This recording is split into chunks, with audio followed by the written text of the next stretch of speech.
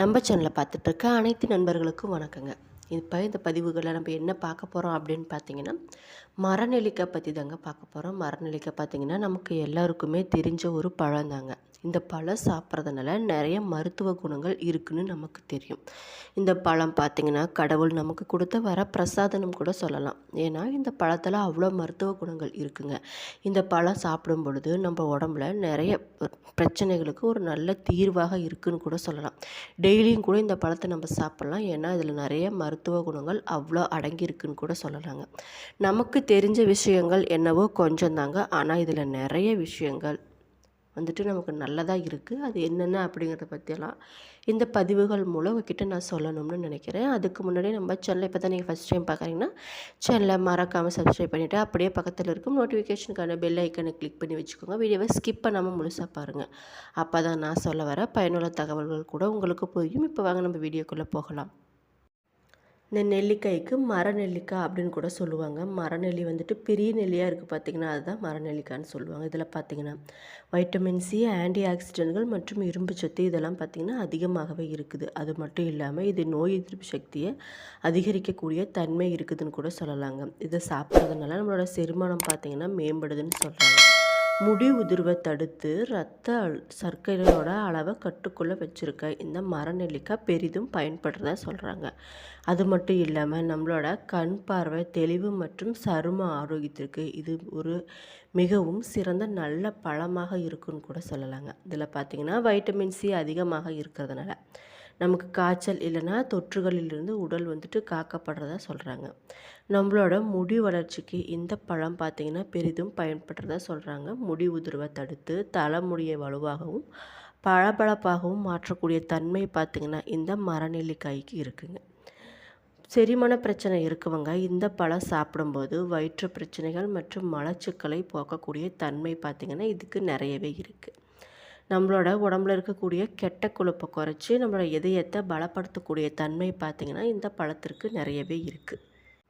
குறிப்பாக சொல்லணும்னா இப்போ பார்த்திங்கன்னா பரபரப்பான வாழ்க்கை முறையில் ஆரோக்கியமற்ற உணவு பழக்கத்தால் தினந்தோறும் ஏதாவது ஒரு ஆரோக்கிய பிரச்சனையை நம்ம சந்தித்துட்டு தாங்க இருக்கோம். அதாவது இப்போ பார்த்திங்கன்னா எவ்வளவு தான் நம்ம நைட்டு நேரத்தில் நல்ல நிம்மதியான தூக்கத்தை நம்ம வந்துட்டு தூங்கினாலும் அந்த நாள் முழுவதுமே மிகுந்த உடல் சோர்வை பலர் சந்தித்து தான் இருக்காங்க. இன்னும் சிலர் பார்த்திங்கன்னா காலையில் எழுந்ததுமே மூட்டு வலி, கை கால் வலி போன்ற பிரச்சனைகளுக்கு இப்போவும் ஆளாகிட்டு தாங்க இருக்காங்க. இன்னும் சிலரை பார்த்திங்கன்னா எப்போவுமே கவலைப்பட்டுட்டு தான் இருப்பாங்க. இது மாதிரியான நிறைய பிரச்சனைகளை நம்ம சந்திச்சுட்டு தான் இருக்கோம். குறிப்பாக சொல்லணும்னா 21 நாட்களில் இந்த பழத்தை நம்ம சாப்பிட்டுட்டு வந்தோம்னா நம்மளோட உடம்புல நிறைய பிரச்சனைகள் நடக்கக்கூடிய பல அதிசய நிகழ்வுகள் நடக்குதுன்னு சொன்னால் நம்புவீங்களா? ஆமாங்க. இந்த பழம் பார்த்திங்கன்னா சாப்பிட்றதுனால பல நன்மைகள் நமக்கு கிடைக்குங்க. அது என்னென்னு சொல்லிட்டு பார்க்கலாம். அசிடிட்டி பிரச்சனை இருக்கவங்க தினமும் 2 நெல்லிக்காய் பழத்தை சாப்பிட்டுட்டு வந்தோம்னா இந்த பிரச்சனை தானாகவே படிப்படியாக குறையுன்னு கூட சொல்லலாங்க. அதுவும் தொடர்ந்து 2 நாட்கள் நம்ம சாப்பிட்டுட்டு வரும்போது நல்ல பலன்கள் கிடைக்குன்னு கூட சொல்லலாம்.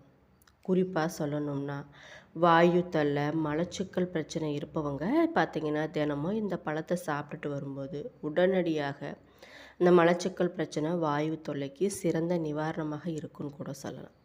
அல்சர் பிரச்சனைங்க, குறிப்பாக அல்சர் பிரச்சனை இருப்பவங்க பார்த்திங்கன்னா இந்த பழத்தை சாப்பிட்டு வரும்போது அல்சர் பார்த்திங்கன்னா படிப்படியாக குறையும்னு கூட சொல்லலாம். தலைமுடி பிரச்சனைக்கு இந்த மரநெல்லிக்காய் எப்படி வேலை செய்யுதுன்னு பார்த்திங்கன்னா நம்மளோட தலைமுடி அதிகம் உதறது, முடி அடர்த்தி இல்லாமல் இருக்கிறது, இது மாதிரி பிரச்சனைகள்லாம் நிறைய இப்போ இருக்கக்கூடிய காலகட்டத்தில் இருந்துட்டு வருது. அதுக்கு பார்த்திங்கன்னா நம்ம தினமும் இந்த பழத்தை ஒன்று சாப்பிட்டுட்டு வந்தோம்னா தலைமுடி தொடர்பான பிரச்சனைகள் படிப்படியாக குறையும் கூட சொல்லலாம். சரும பிரச்சனைகளுக்கும் கூட இந்த பழம் ஒரு சிறந்த நல்ல தீர்வாக இருக்குன்னு கூட சொல்லலாங்க. பளபளப்பான சருமம் பார்த்திங்கன்னா உங்களுக்கு வேணும்னா, பருக்கள் குறையணும், கரும்புள்ளிகள்லாம் போகணும் அப்படின்னா இந்த நெல்லிக்காய் பார்த்திங்கன்னா பெரிதும் உங்களுக்கு பயன்படுதுன்னு சொல்லலாங்க. அது மட்டும் இல்லாமல் வயதானதுக்கப்புறம் முகத்தில் ஏற்படக்கூடிய முதுமை தோற்றத்தை தாமதப்படுத்தவும் சரும வளர்ச்சியை போக்கவும் இது உதவுதுன்னு கூட சொல்லலாம். முக்கியமாக சொல்லணும்னா இந்த நெல்லிக்காய் உள்ளே இருக்கக்கூடிய சருமத்திற்கு ஈரப்பதம் ஊட்டக்கூடிய தன்மை பார்த்திங்கன்னா இதுக்கு நிறையவே இருக்குதுன்னு கூட சொல்லலாம். இதில் நிறைய நோய் எதிர்ப்பு பண்புகள்லாம் நிறைய இருக்குதுன்னு கூட சொல்லலாங்க. நோய் எதிர்ப்பு சக்தியை நம்ம உடம்புல தூண்டக்கூடிய தன்மை இதுக்கு நிறையவே இருக்குதுன்னு கூட சொல்லலாம். அடிக்கடி சளி, ஜலதோஷம் போன்ற பிரச்சனைகள்லாம் அவதிப்பட்டுட்டு வந்துட்டு இருந்தீங்க அப்படின்னா, தினமும் ஒரு பழத்தை நம்ம சாப்பிடும்போது இந்த பிரச்சனைகள்லாம் எதுவுமே வந்துட்டு நம்மள நெருங்காதுன்னு கூட சொல்லலாம். வைரஸ்களில் இருந்து நம்மளை வந்துட்டு பாதுகாக்கக்கூடிய தன்மை பார்த்திங்கன்னா இந்த மரநெல்லிக்காய்க்கு நிறையவே இருக்குது. ஒருவேளை வைரஸ் தொற்று நம்ம உடம்புல ஏற்பட்டிருந்தால் நோய் எதிர்ப்பு சக்தியை அதிகரித்து விரைவில் அதிலிருந்து மீண்டு வரக்கூடிய உதவி புரியக்கூடிய தன்மை பார்த்திங்கன்னா இந்த மரநெல்லிக்காய்க்கு நிறையவே இருக்குதுன்னு சொல்லலாம். இப்படிப்பட்ட நெல்லிக்காயை தினமும் குழந்தைகளுக்கு கொடுக்கலாம். அது மட்டும் இல்லாமல் பெரியவங்களும் சாப்பிட்றது ரொம்ப ரொம்ப நல்லது. சர்க்கரை நோய்க்கு ஒரு சிறந்த பழமாக இந்த நெல்லிக்காய் இருக்குதுன்னு கூட சொல்லலாங்க. சர்க்கரை நோய் இருப்பவங்க பார்த்திங்கன்னா இதை தினமும் தவறாமல் ஒன்று சாப்பிட்டுட்டு வருவது ரொம்ப ரொம்ப நல்லதுங்க. இதனால் சர்க்கரை நோயாளிகள் சந்திக்கக்கூடிய கண் பார்வை பிரச்சனைகள், நரம்பு பிரச்சனைகள் போன்றவற்றை தடுப்பதோடு மட்டும் இல்லாமல் இரத்தத்தோட இருக்கக்கூடிய இரத்த சர்க்கரை அளவை கட்டுப்படுத்தக்கூடிய தன்மை பார்த்திங்கன்னா இதுக்கு நிறையவே இருக்குன்னு கூட சொல்லலாம். பிபி, கொலஸ்ட்ராலு, இதய சம்மந்தப்பட்ட பிரச்சனைகளுக்கும் கூட இந்த பழம் வந்துட்டு ஒரு நல்ல சிறந்த தீர்வாக இருக்குன்னு கூட சொல்லலாங்க.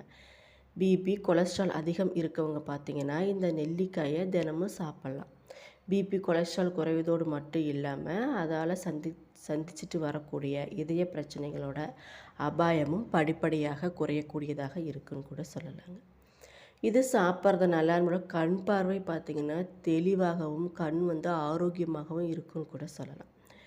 இப்போ பார்த்திங்கன்னா கம்ப்யூட்டர், லேப்டாப், ஃபோனு இதெல்லாம் வந்துட்டு அதிகமாக பயன்படுத்திகிட்ருக்காங்க. அவங்களாம் வந்துட்டு இந்த பழத்தை அதிகமாக எடுத்துக்கிட்டாங்கன்னா அவங்களுக்கு ரொம்ப ரொம்ப நல்லதுங்க. இந்த கம்ப்யூட்டர், லேப்டாப், ஃபோனு இதெல்லாம் பார்த்திங்கன்னா அளவுக்கு அதிகமாக இப்போ பயன்படுத்திட்டு வரதுனால கண்ணில் ஏற்படக்கூடிய கண் வறட்சி, கண் சோர்வெல்லாம் இந்த பழம் வந்துட்டு போக்கக்கூடியதாக இருக்குதுன்னு கூட சொல்லலாம். கண்களை சிமிட்டாமல் தொடர்ந்து மொபைலை பார்த்துக்கும் பொழுதும் கண் வறட்சியை ஏற்படுத்துறதுக்கு நிறைய வாய்ப்பு இருக்குது. அதனால் நீங்கள் வந்துட்டு இது மாதிரி விஷயத்தெல்லாம் இருக்கும்போது இதெல்லாம் தவிர்க்கிறதுக்கு நம்ம வந்துட்டு நெல்லிக்காயை தினமும் சாப்பிடும்போது உடம்புக்கு ரொம்ப ரொம்ப நல்லது. வாய், பல், வயிறு இது மாதிரி சம்மந்தப்பட்ட பிரச்சனைகளுக்கும் இந்த மரநெல்லிக்காய் வந்துட்டு ஒரு நல்ல சிறந்த தீர்வாக இருக்குன்னு கூட சொல்லலாம். அடிக்கடி வாய்ப்புண், ஈறுகளில் இரத்த கசிவு, வாய் துர்நாற்றம் போன்ற பிரச்சனைகள் பார்த்திங்கன்னா இருப்பவங்க தினமும் ஒரு நெல்லிக்காயை சாப்பிட்டுட்டு வந்தீங்கன்னா இது மாதிரி தொந்தரவுகள்லாம் உங்களுக்கு இருக்காதுங்க. ஈறுகள் வந்துட்டு பலப்படும். வாயில், பல்லில் இருக்கக்கூடிய பிரச்சனைகள்லாம் படிப்படியாக குறைஞ்சி உங்களுக்கு நல்ல ஒரு மாற்றம் வந்துட்டு தெரியறத நீங்களே உணருவீங்க. நம்மளோட உடலில் இருக்கக்கூடிய இரத்த சோகை இருந்தாலும் தினமும் நெல்லிக்காய் சாப்பிட்றது மூலம் ஹீமோகுளோபின் அளவு வந்துட்டு குறையாமல் பார்த்து கொள்ளலாங்க. அதாவது ஹீமோகுளோபின் அளவு குறைஞ்சாதான் தலை சுற்றல், மூச்சு திணறல் இது மாதிரி பிரச்சனைகள்லாம் நமக்கு வரும். அது மாதிரி டைமில் பெண்கள் பார்த்திங்கன்னா தினமும் இந்த நெல்லிக்காயை சாப்பிட்டுட்டு வந்தீங்கன்னா ஒரு நல்ல ரிசல்ட்டாக இருக்குன்னு கூட சொல்லலாங்க. நம்மளோட உடல் எடை குறையணும், தொப்பை குறையணும் அப்படின்னு நினச்சிட்ருக்கீங்களா? அப்போ பார்த்தீங்கன்னா இந்த வீடியோவை மறக்காமல் முழுசாக பாருங்கள். அப்படி இருக்கக்கூடிய பிரச்சனைகளை நீங்கள் வந்துட்டு சந்தித்துட்ருக்கீங்கன்னா நெல்லிக்காயை தினமும் சாப்பிட்றது மூலம் உங்களுடைய உடல் எடை பார்த்திங்கன்னா படிப்படியாக குறையும். உடல் எடையை குறைக்கணும்னு நினைக்கிறவங்க அந்த நெல்லிக்காயை சாப்பிட்றது மூலம் உணர்ச்சி வசப்பட்டு உண்ணக்கூடிய பழக்கம் பார்த்திங்கன்னா படிப்படியாக குறையுங்க. உணர்ச்சி வசப்பட்டு உண்ணக்கூடிய பழக்கம் என்பது கவலை, கோபம் இது மாதிரி பிரச்சனைகளை ஈடுகட்ட சிலர் நிறைய சாப்பிடுவாங்க. அதுவும் மனசோர்வு, மனக்கவலைகளை ஈடுகட்டுவதற்காகவே பலர் நிறைய சாப்பிடுவாங்க. ஆனால் நெல்லிக்காய் இதெல்லாம் குறைச்சி உடலுக்கு சுறுசுறுப்பை வழங்கக்கூடியதாக இருக்குன்னு கூட சொல்லலாம். இந்த நெல்லிக்காயில் நிறைய மருத்துவ குணங்கள் இருந்தாலும் ஒரு சில பேர் சாப்பிடக்கூடாது அப்படின்னு சொல்லிட்டு இருப்பாங்க. அவங்களாம் யாருன்னு பார்த்தீங்கன்னா அசிடிட்டி பிரச்சனை இருக்கவங்க, சிறுநீரக கோளாறு பிரச்சனை இருக்கவங்க, இரத்த கசிவு கோளாறு பிரச்சனை இருக்கவங்க, அறுவை சிகிச்சை செஞ்சு இருப்பாங்க பார்த்தீங்களா இவங்கெல்லாம் அலர்ஜி பிரச்சனை இருப்பவங்க இவங்கெல்லாம் பார்த்துட்டு கொஞ்சம் சாப்பிட்றத தவிர்ப்பது ரொம்ப ரொம்ப நல்லது. நெல்லிக்காயில் இருக்கக்கூடிய அதிகப்படியான சிட்ரிக் அமிலம் பார்த்திங்கன்னா நெஞ்சு எரிச்சல் மற்றும் வயிற்றுப்பொருமலை அதிகரிக்கக்கூடிய தன்மை இருக்கிறதுனால அசிடிட்டி பிரச்சனை இருப்பவங்க இது கொஞ்சம் சாப்பிட்றத தவிர்ப்பது நல்லதுங்க. இதில் உள்ளாக்சலேட்டுகள், சிறுநீரக கற்கள் உருவாகும் அபாயத்தை அதிகரிக்கக்கூடும். அப்படிங்கிறதுனால சிறுநீரக கோளாறு பிரச்சனை இருப்பவங்க இதை சாப்பிட்றத கொஞ்சம் தவிர்ப்பது ரொம்ப ரொம்ப நல்லது. நெல்லிக்காய்க்கு ரத்தம் உறைதலை தடுக்கும் தன்மை இருக்கிறதுனால இரத்தப்போக்கு பிரச்சனை உள்ளவர்கள் எச்சரிக்கையாக இருப்பது ரொம்ப ரொம்ப நல்லது. அறுவை சிகிச்சை குறைந்தது 2 வாரங்களுக்கு முன்பு நெல்லிக்காயை சாப்பிட்றத நிறுத்துறது ரொம்ப ரொம்ப நல்லதுங்க. நெல்லிக்காய் சாப்பிட்டதுக்கப்புறம் தோல் அரிப்பு, உதடு வீங்கம் அல்லது ஒவ்வாமை அறிகுறி இருந்தால் உடனே சாப்பிட்றத தவிர்த்துக்கோங்க.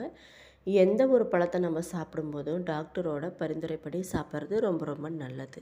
என்ன நண்பர்களே, இந்த பதிவுகளில் நெல்லிக்காய் சாப்பிட்றதுனால நம்மளோட உடம்புல ஏற்படக்கூடிய மாற்றங்கள் என்னென்ன, எந்தெந்த பிரச்சனைகளுக்கு இந்த நெல்லிக்காய் ஒரு நல்ல சிறந்த தீர்வாக இருக்குது அப்படிங்கிறத பற்றி இந்த பதிவுகள் மூலம் உங்ககிட்ட நான் சொல்லியிருக்கேன். என்னோடய வீடியோ பிடிச்சிருந்தால் மறக்காமல் லைக்